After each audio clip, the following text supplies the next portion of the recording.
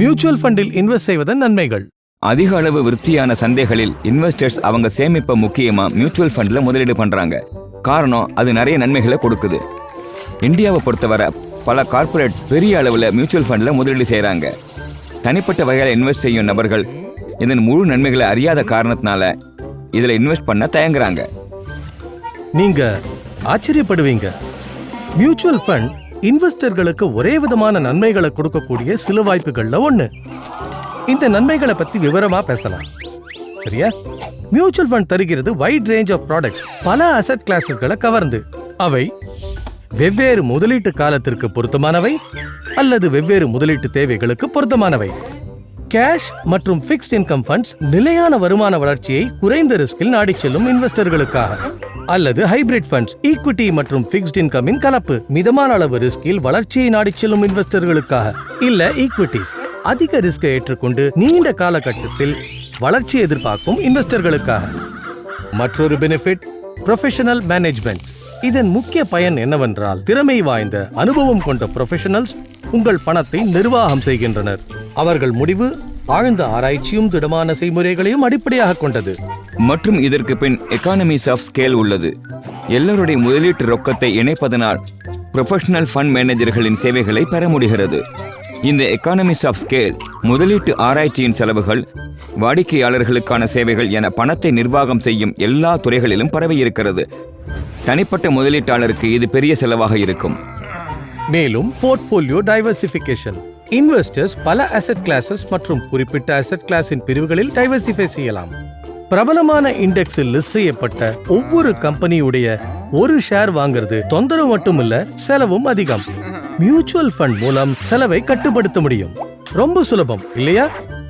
தனிப்பட்ட முறையில் இயங்கினா மற்றொரு பிரச்சனை லிக்விடிட்டி. உங்களுக்கு தெரியும், கெட்ட காலத்துல உங்க ஸ்டாக்கை வாங்க யாருமே இல்லாம போயிருக்கலாம். இல்ல அதை விட மோசம், நீங்க இன்வெஸ்ட் செய்த கம்பெனியை கண்டுபிடிக்க முடியாம போயிருக்கலாம். மியூச்சுவல் ஃபண்ட் மூலம் இப்படி நடக்காது.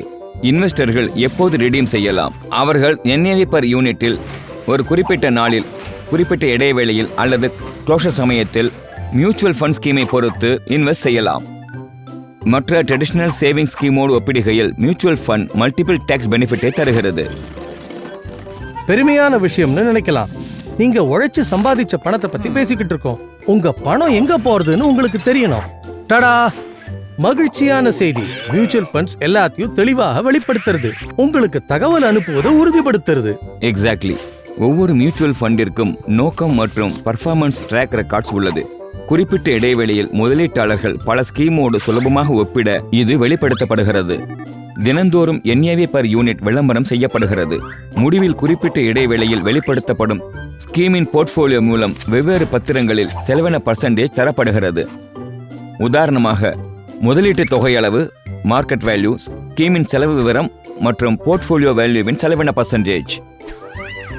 மியூச்சுவல் ஃபண்டில் முதலீடு செய்வதன் மூலம் சுலபமான செயல்முறையில் குறைவான டாக்குமெண்டேஷன் வசதிகளை பெற்று அதிகமாக வாங்க முடியும்.